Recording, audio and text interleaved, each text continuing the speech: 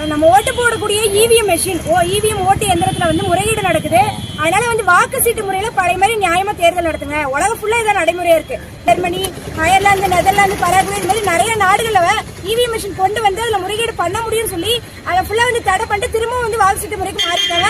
உலகத்துல பூராமே வந்து இந்த நடைமுறை தான் இருக்கு. என்னதான் தொழில்நுட்பத்துல முன்னேறினாலும் ஓட்டுரிமையை நான் விட்டு கொடுக்க முடியாதுன்னு சொல்லிட்டு எல்லா ஊர்லயும் எல்லா நாட்டிலயும் மக்கள் நிக்கிறாங்க. ஆனா இந்தியாவில மட்டும் இந்த இவிஎம் மெஷின் வச்சுட்டு ஃபுல்லா நம்மள முட்டாளாக்கி வச்சிருக்காங்க.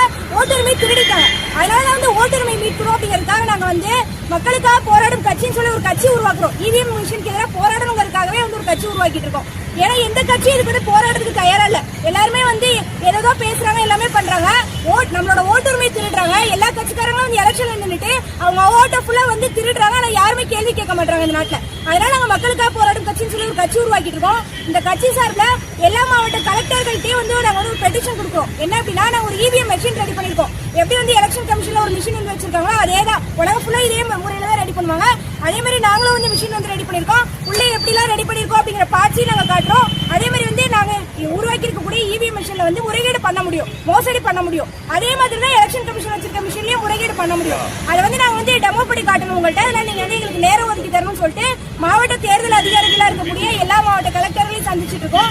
நேற்றுக்கு வந்து கோயம்புத்தூர்ல வந்து மாவட்ட கலெக்டர் வந்து நாங்க பவன்குமார் அவர்கள் வந்து நேரடியாக சந்திச்சு இந்த விஷயத்தை வந்து வலியுறுத்திருக்கோம். அவர் வந்து டெல்லியில வந்து எலெக்ஷன் கமிஷனை கேட்டு வந்து வந்து சொல்றேன்னு சொன்னாரு. இல்ல நீங்க வந்து நேரடியாவே நீங்க வந்து சொல்ற உங்களுக்கு வந்து அதிகாரம் இருக்கு, நீங்க தான் மாவட்ட தேர்தல் அலுவலர், அதனால நீங்களே வந்து முடிவு சொல்லுங்க, நீங்க வந்து எங்களுக்கு வந்து டைம் கொடுங்கன்னு சொல்லி கேட்டிருக்கோம். அவர் யோசிச்சு சொல்லுன்னு சொல்லியிருக்காரு.